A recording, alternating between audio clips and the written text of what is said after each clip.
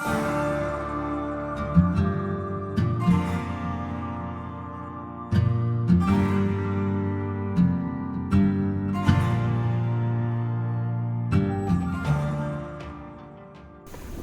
here's the next episode of BlastMasters. And I'm Tristan Worsey. I'm Nathan Rouse.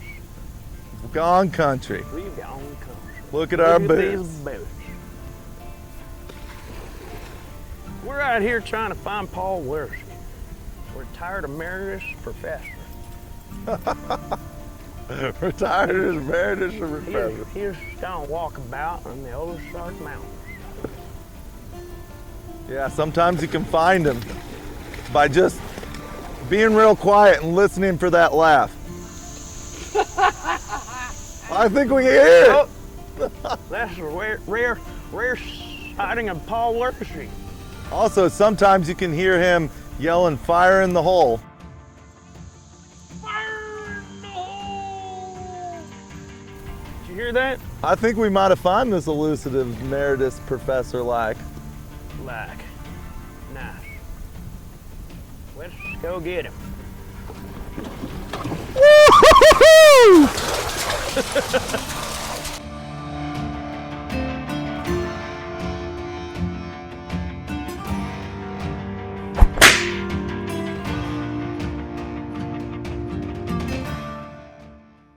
On this country edition of BlastMasters, we lost Rouse. Not sure where he went. I think he fell off his horse in the river. But we ran into Dr. Paul Worsey here, who's going to talk to us today about some structural geology and how blasting is influenced by it.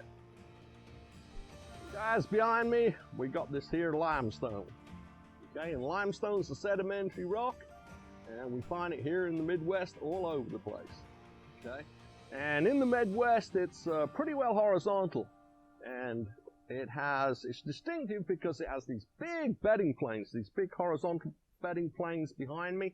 It's big lines. You can see on the overhang there, it's flat. That's a bedding plane. And when you blast it, it likes breaking to those big, flat weakness planes, those bedding planes. So, that's great for us because what we can do is we can drill our holes down to that bedding plane and we can break to it. We don't have to sub-drill. It gives us really nice flat floors in our quarries. Okay, and it doesn't break the rock below to the top of the next bench, which makes our stemming hold a lot better.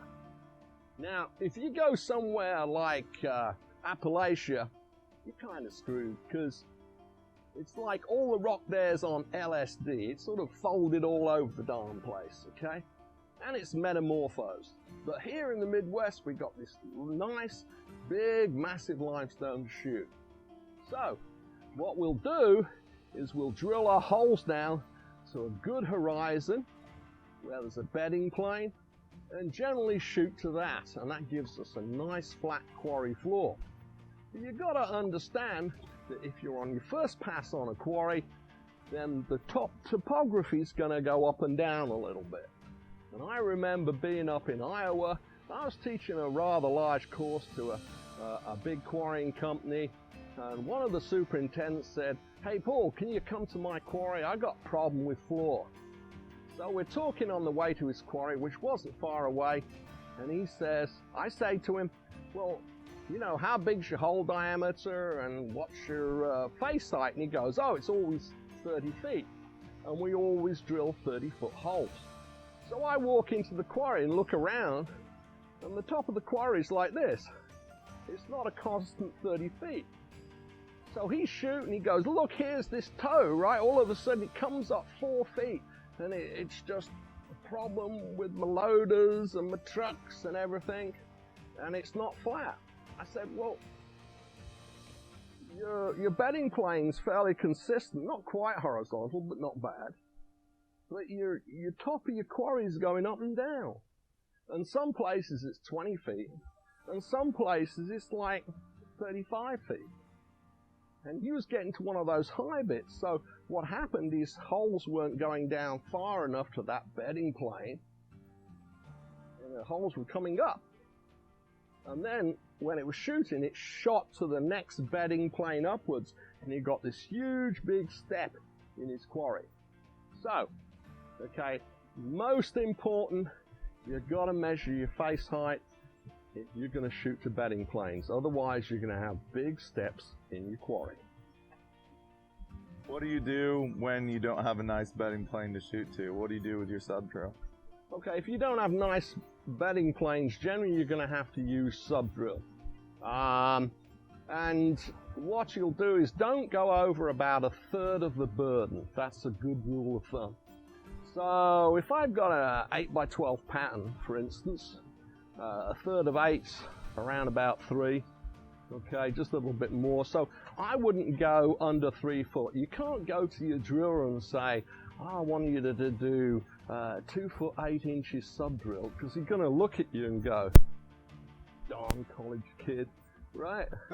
You're going to get no respect, right? And they can't drill to that accuracy anyway, unless you've got somebody really good and a superb piece of equipment. Okay, so one of the things you can do is, if your holes are over drilled a little bit, you can drop a little bit of stemming back in them.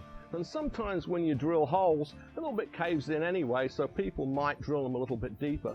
But as you measure them, you can then backfill it with a bit of stemming or drill cuttings up to the correct height. Okay. So it's most important to survey your face and to tell your driller exactly what he needs to drill to. All right. What happens if you decide to shoot sub drill that's way too deep? Well, if you shoot sub drill way too deep, there's a whole bunch of things that's going to screw you over. The first thing, if you're near to houses, is that rock is not going to break out. It's going to be overburdened, and that's where the majority of your blast vibrations are going to come from. So if you're putting in too much sub drill, you're just going to rock and roll your neighbors. Okay. Second thing, if you're in a quarry where you're actually going to go down to the next level, you put too much sub drill in, you're shattering the top of that rock.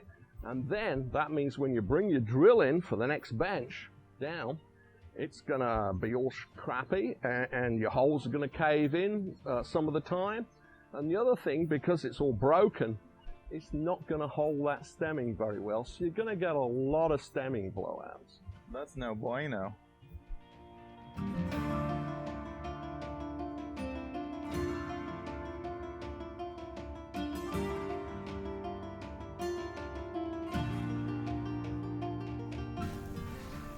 Some horse rustler took my steed. Don't forget to whistle when you talk. Say something like that. Some horse rustler took my trusty steed.